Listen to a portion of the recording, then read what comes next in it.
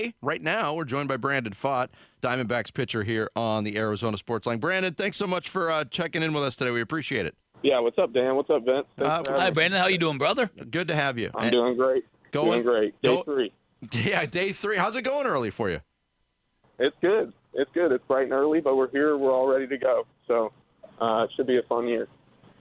Last year, it was an amazing journey for you. I mean, you start your major league debut on the mound in Texas against the Rangers, took some lumps at times early, and then your season ends against that same Texas team in the World Series. Man, how would you describe your rookie season, now that it's all said and done, Brandon? I would describe it, like you said, ups and downs. I'd describe it like a wave. Not mentally, but just how it went. I think the wave describes it perfectly. Just, having the highs of the first spring training at the very beginning, and then going back to Reno 3 times.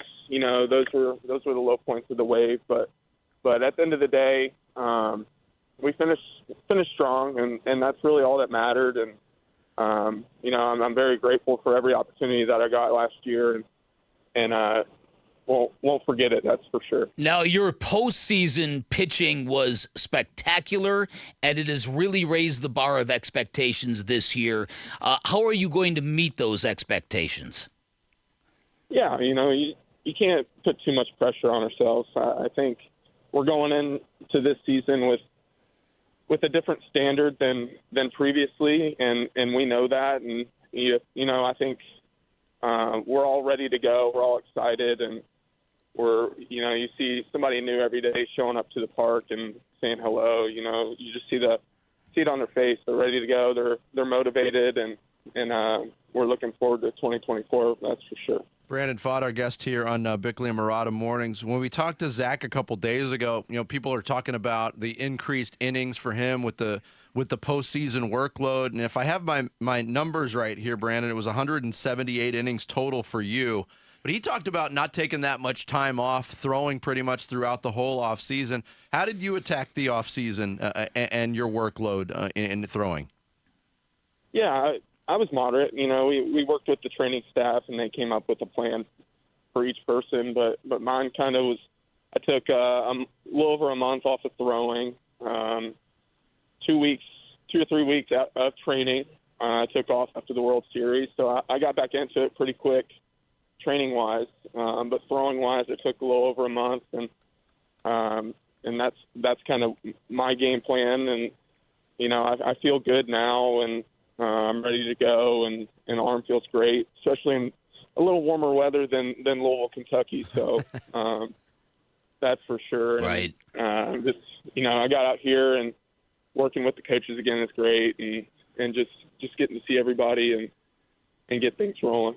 Brandon, when you talk about your journey, I know you had a lot of help and a lot of good coaching and a lot of good adjustments. If you could describe what you were told and what people shared with you that kind of helped you become the pitcher that was dealing in the postseason, who would they be and what did they tell you?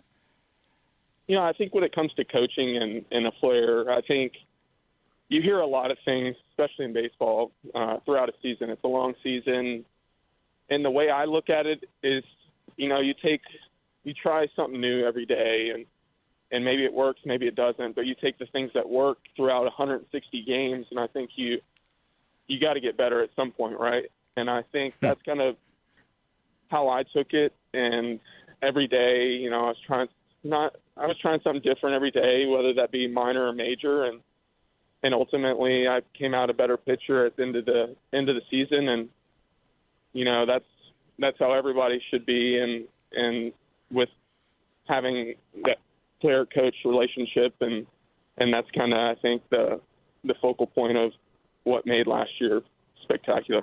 Brandon Pfaadt of the Diamondbacks, our guest here on Arizona Sports. Obviously, in addition to the starting rotation, Diamondbacks go out and get Eduardo Rodriguez to join the rotation. I know it's early. You said it's only day 3, but what have you seen being around him, what he's going to bring in your mind to the D-backs rotation, Brandon? Yeah, I think he's going to bring a lot. In the clubhouse, you can already tell that the team chemistry is going to be there again, especially with him. It's just an addition to that. And on the field, obviously, from his history, we know what we're getting, and I think it's all positive, and we're all looking forward to having him with us. That's for sure.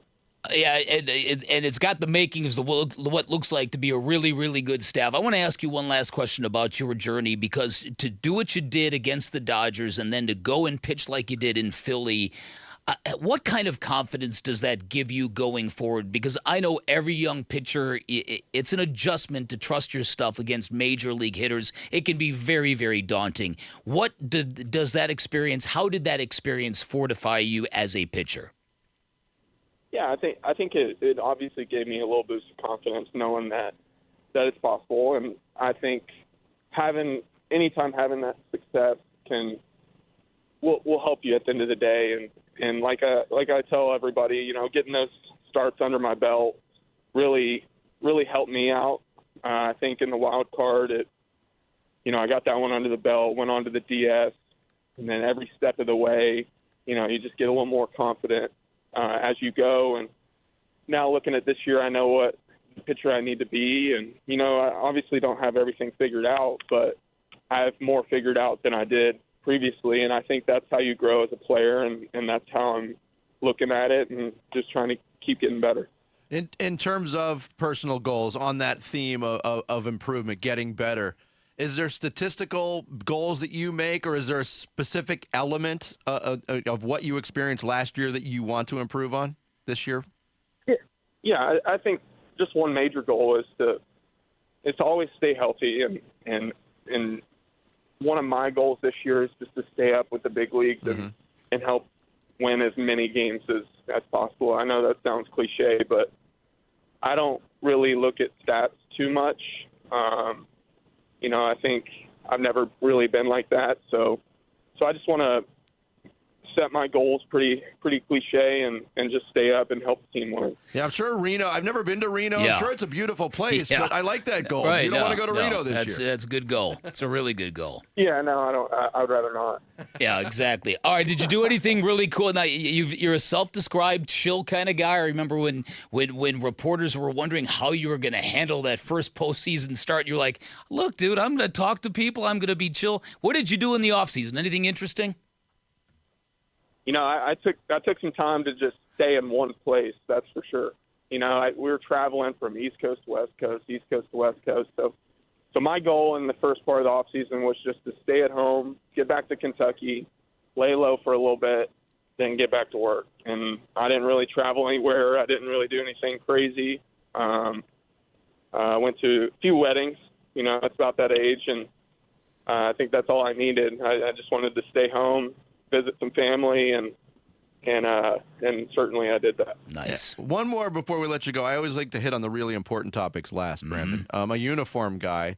D-backs changing their uniforms up this year. Love the changes. But there's a bunch of players belly aching about this new manufacturing and that the jerseys feel cheap. Do you have anything to weigh in on that? Have you noticed a difference? So I'm probably the wrong guy for the question because I think I'm pretty simple, and I don't have anything negative or positive to say. I like them. They feel good. I think they feel light. All they right. feel almost like pajamas, to be honest. Yeah. So I don't know who's complaining about that, but so yeah. far so good. As you said, Brandon, as long as that uniform doesn't say Reno on it, you're good to go. Yeah, that's all that matters. As long as it says D-backs across the chest, exactly. I'm good to go. Brandon, Exactly. thanks so much for the time today. We appreciate you spending some time with us this morning. Yeah, absolutely. Thanks for having me, guys. Thank you, Thank Brandon. you, Brandon Pfaadt, D-backs pitcher, joining us on the Arizona Sports Line. It's a good goal. You know where he's from? Louisville. Louisville. You know what? Should have asked him. Know how what he college he pronounces- went to? Yeah. Bellarmine. Well, I Which didn't got know a that. lot of pub in the postseason. I didn't know that. And I looked at their notable alumni. I think Brandon Pfaadt is the most famous. Well, it's either him or former Suns coach John McLeod as the most famous alumni of Bellarmine University. Thanks for watching Bickley and Marotta. Click to see the latest Bickley Blast and hit the button in the middle to subscribe to Arizona Sports.